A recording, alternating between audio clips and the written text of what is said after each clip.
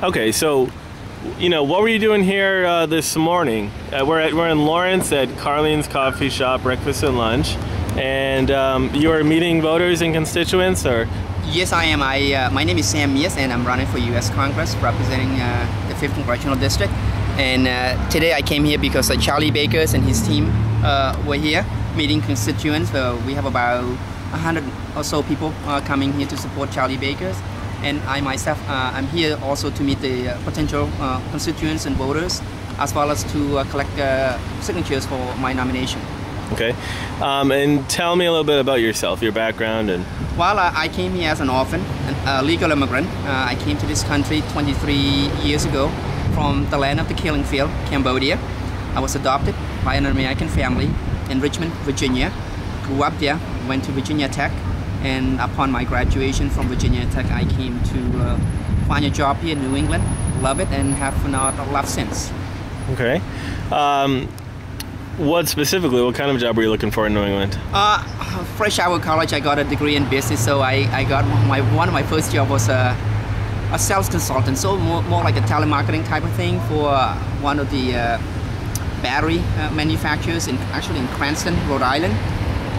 And after 6 months of working for the company, I found a job with State Street Bank, and I, been with the companies ever since. Actually, I just resigned from my position as State Street Global Advisor, which is a division of State Street Bank, to concentrate my time and energy on campaigning on a full-time basis. And why are you running for Congress? Well, there are a couple reasons. The first thing is that I wanted to make sure that on election day, I myself, as well as many other voters in the 5th Congressional District, would have a choice of choosing multiple candidates with different philosophies on how to lead the country. The impetus for me to run was November 2nd, 2008, when most of the candidates on the ballots, except the top 2 tickets, which is presidential and senatorial election, were all incumbents, were all Democrat, and they ran unopposed. And to me, that was the emphasis to the democracy. See, we're fighting 2 wars at a cost of nearly $1 trillion to give the people of Afghanistan and Iraq, democracy, freedom, and liberty, but most importantly, the ability to choose their own representative. But here in my home country, America, we don't have that many choices, and a lot of people are not running. So I'm running to give them choice, as well as myself, a choice of choosing candidates to represent us. The second is just that, I want to bring back the principles and values that this country was founded upon. I came here 23 years ago. It was in America where there were plenty of opportunities, plenty of jobs, and if you work hard and with a lot of luck, you can succeed. And I want to make sure that that opportunity, that American dream, will still be there for many generations of Americans to come. You work hard, you study hard, you will succeed. There's no limit to your success in this country. And with the way things are going, I felt like we are heading in the wrong direction. We are limiting the people's potential to succeed in this country. And the government is gradually, but slowly and gradually, are taking a lot of the responsibilities that we as citizens should be taking care of ourselves, not the government. We are becoming more and more dependent on government. The problem with that is that I'm afraid it would lead into the type of government that we do not want in the future. You see, I used to live in communism and socialism, and I know what it's like to live and survive communist Khmer Rouge, the killing field of Cambodia. And when Khmer Rouge started out, they didn't start out killing people right away, but in the areas where they control in Cambodia, they gradually took away people's rights, freedoms, and liberty. They took away their guns, they took away their ability to work, to earn a living on keep the profit on a privately. They make sure that everything that is on a private business is being taken over by the government, basically. And after they completely took over the Cambodia on April 17, 1975, that's when the killing started, because the people lost everything. They lost their rights, they lost their ability to protect themselves, they don't have guns, they don't have anything. So everything belongs to the government. You see, people think that, we may not be heading toward that direction, but that, communism and socialism, again, it started out very slowly, gradually, and people don't realize it until their freedom is lost. And remember, when freedom and liberty are lost, it's very, very difficult to get it back. And I don't want American to lose that kind of freedom. Now, do you believe we're on that path? And if so, what specifically makes you think that? I think we are believing in that path. For example, with the healthcare bill that were being passed, the government is taking, 1/6 of our economy and taking control of that. I mean, think about it. The government has the ability to control, how we choose to treat ourselves, which physician whom we see. That's that's one part to control. And if they control that aspect of us, they will eventually control a different aspect of it.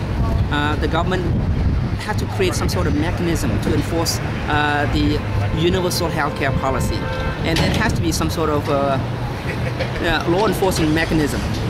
Anytime when the government, take that step, it's an encroachment on individual freedoms and liberty. Democrats would say that it's no different from requiring car insurance, which states do, and also that in fact, it is the financially responsible thing to do, because otherwise people go to the emergency room and everyone shares the cost anyway. You can't compare health insurance to car insurance. You see, with car insurance, you don't have the IRS getting involved. With the healthcare bill that was just passed in Congress, it will require an additional 16,000 new IRS employees. I believe that at least another 26 new agencies created to enforce the health insurance policy that everybody has to comply. Now, you can't compare that. Car insurance is enforced at a state level, based on state. Now, if you want to give health insurance to everybody, which I think that every American should have access to, comprehensive and accessible health insurance, we can do it cheaper and less intrusive than the one that is being proposed by the government right now. That we can give them advanced tax credit or advanced tax credit to those people who cannot afford to buy health insurance on themselves, or we can do some sort of tort reform. Certainly, that is a sensible thing to do. Are you for repealing the bill that has passed, or are you for reforming it? I'm all in favor of repealing the bill that has passed. We need to start it from scratch. Make sure that the healthcare bill the new healthcare bill that we could pass would contain something that people can understand, not the 2,600 pages worth of quotes and no one really read about it. Nothing at all.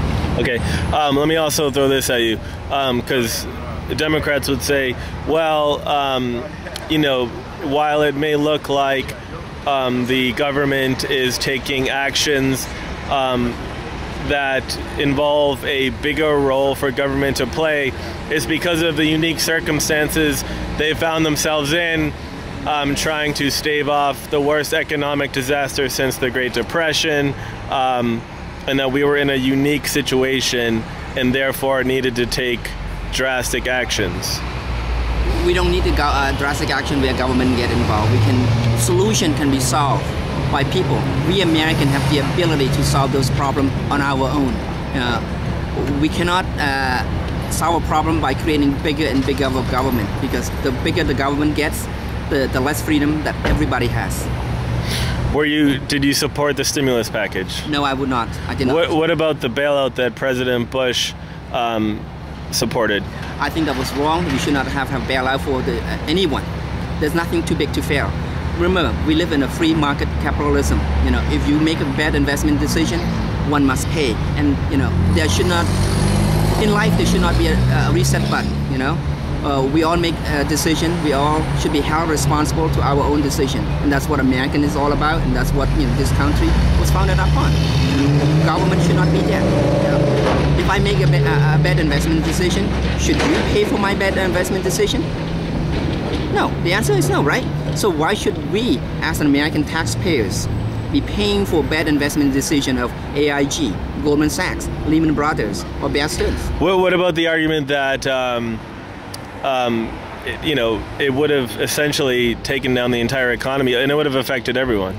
No, it will not. That is not true. The Chinese, the British, the Russian would not want to see American economies collapse.